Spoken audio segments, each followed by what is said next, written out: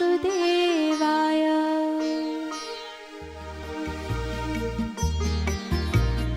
अथ द्वितीयोऽध्यायः। संजय उवाच तं तथा कृपयाविष्टम् अश्रुपूर्णाकुलेक्षणं विषीदन्तम् इदं वाक्यम् उवाच मधुसूदनः। श्रीभगवानुवाच कुतस्त्वाकश्मलम् इदं विषमे समुपस्थितम् अनार्यजुष्टम् अस्वर्ग्यम् अकीर्तिकरमर्जुन। क्लैप्यं मास्मगमः पार्थ नैतत्त्वय्युपपद्यते। क्षुद्रं हृदयदौर्बल्यं त्यक्त्वोत्तिष्ठ परन्तप।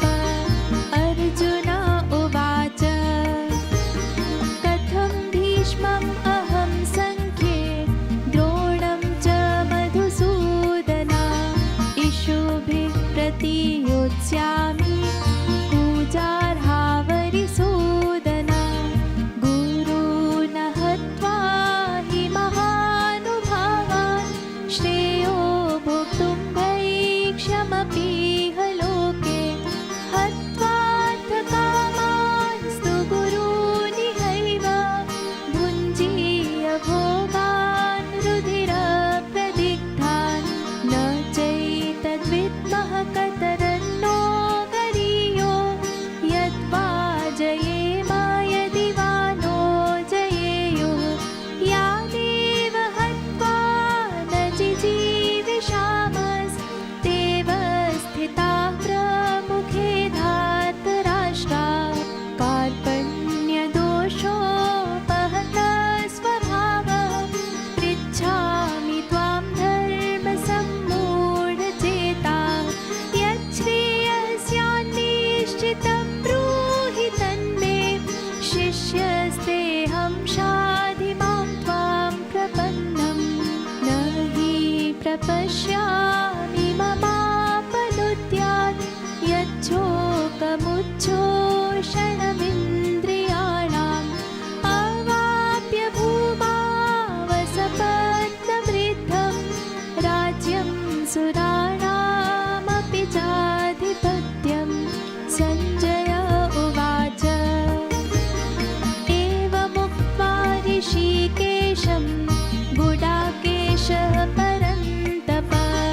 न योत्स्य इति गोविन्दम् उक्त्वा तूष्णीं बभूवः। तमुवाच ऋषिकेशः प्रहसन्निव भारत। सेनयोरुभयोर्मध्ये विषीदन्तम् इदं वचः। श्रीभगवानुवाच अशोच्यानन्वशोचस्त्वं प्रज्ञावादांश्च भाषसे। गतासु न गतासूंश्च नानुशोचन्ति पण्डिताः। न त्वेवाहं जातु नासं न त्वं नेमे जनाधिपाः। न चैव न भविष्यामः सर्वे वयमतः परम्। देहिनोऽस्मिन् यथा देहे कौमारं यौवनं जरा। तथा देहान्तरप्राप्तिर् धीरस्तत्र न मूयते। मात्रा स्पर्शास्तु कौन्तेय शीतोष्णसुखदुःखदा। आगमापायिनो नित्यास्तांस्तितिक्षस्व भारत। यं हि न व्यथयन्त्येते पुरुषं पुरुषर्षभ। समदुःखसुखं धीरं सोऽमृतत्वाय कल्पते।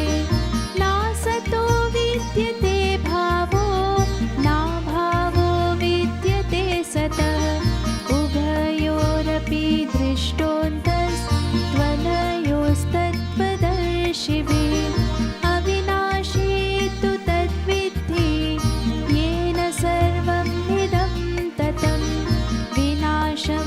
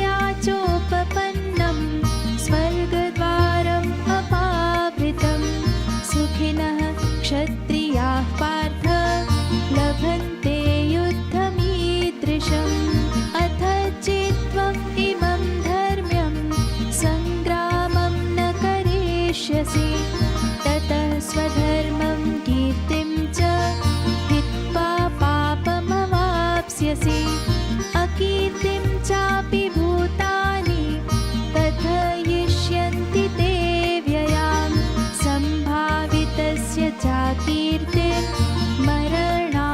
अतिरेच्यते भयाद्रणात् उपरतं मन्स्यन्ते त्वां महारथाः येषां च त्वं बहुमतो भूत्वा यास्यसि लाघवम् अवाच्यवादांश्च बहून् वदिष्यन्ति तवाहिताः निन्दन्तस्तव सामर्थ्यं ततो दुःखतरं नु किम् हतो वा प्राप्स्यसि स्वर्गं जित्वा वा भोक्ष्यसे महीम् तस्मात् उत्तिष्ठ कौन्तेय युद्धाय कृतनिश्चयः सुखदुःखे समे कृत्वा लाभालाभौ जयाजयौ ततो युद्धाय युज्यस्व नैवं पापमवाप्स्यसि एषा ते विहिता साङ्ख्ये बुद्धिर्योगे त्विमां शृणु बुद्ध्या युक्तो यया पार्थ कर्मबन्धं प्रहास्यसि नेहाभिक्रमनाशोऽस्ति प्रत्यवायो न वेद्यते स्वल्पमप्यस्य धर्मस्य त्रायते महतो भयात् व्यवसायात्मिका बुद्धिर्एकेह कुरु नन्दन बहुशाखायनन्ताश्च बुद्धयो व्यवसायिनां यामिमां पुष्पितां वाचं प्रवदन्त्यविपश्चितः वेदवादरताः पार्थ नान्यदस्तीति वादिनः कामात्मानः स्वर्गपरा जन्मकर्मफलप्रदां क्रियाविशेषः बहुलां भोगैश्वर्यगतिं प्रति भोगैश्वर्यप्रसक्तानां दयापहृतचेतसां व्यवसायात्मिका बुद्धिः समाधौ न विधीयते त्रैगुण्यविषया वेदा निस्त्रैगुण्यो भवार्जुन निर्द्वन्द्वो नित्यसत्त्वस्थो निर्योगक्षेमात्मवान् यावानर्धौदपाने सर्वतः सम्प्लुतोदके तावान् सर्वेषु वेदेषु ब्राह्मणस्य विजानतः कर्मण्येवाधिकारस्ते मा फलेषु कदाचन मा कर्मफलहेतुर्भू मा ते सङ्गोऽस्त्वकर्मणि योगस्थः कुरु कर्माणि सङ्गं त्यक्त्वा धनञ्जय सिद्ध्यसिद्ध्यो समो भूत्वा समत्वं योग उच्यते दूरेण ह्यवरं कर्म बुद्धियोगात् धनञ्जय बुद्धौ शरणमन्विच्छ कृपणाः फलहेतवः बुद्धियुक्तो जहातीह उभे सुकृतदुष्कृते तस्मात् योगाय युज्यस्व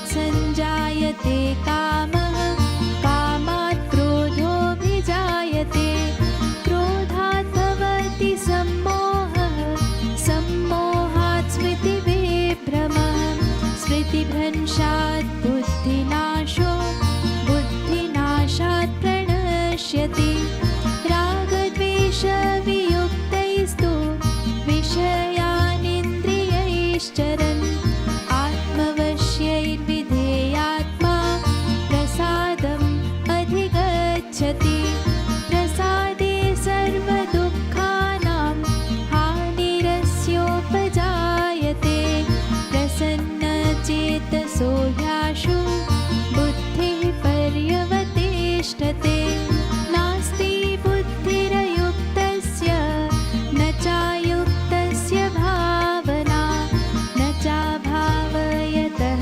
शान्तिर् अशान्तस्य कुतः सुखम् इन्द्रियाणां हि चरतां यन्मनोनुविधीयते तदस्य हरति प्रज्ञां वायुर्नावमिवाम्भसि तस्माद् यस्य महाबाहो निगृहीतानि सर्वशः इन्द्रियाणीन्द्रियार्थेभ्यस्तस्य प्रज्ञा प्रतिष्ठिता या निशा सर्वभूतानां तस्यां जागर्ति संयमी यस्यां जागृति भूतानि सा निशा पश्यतो मुनेः आपूर्यमाणम् अचलप्रतिष्ठं समुद्रमापः प्रविशन्ति यद्वत्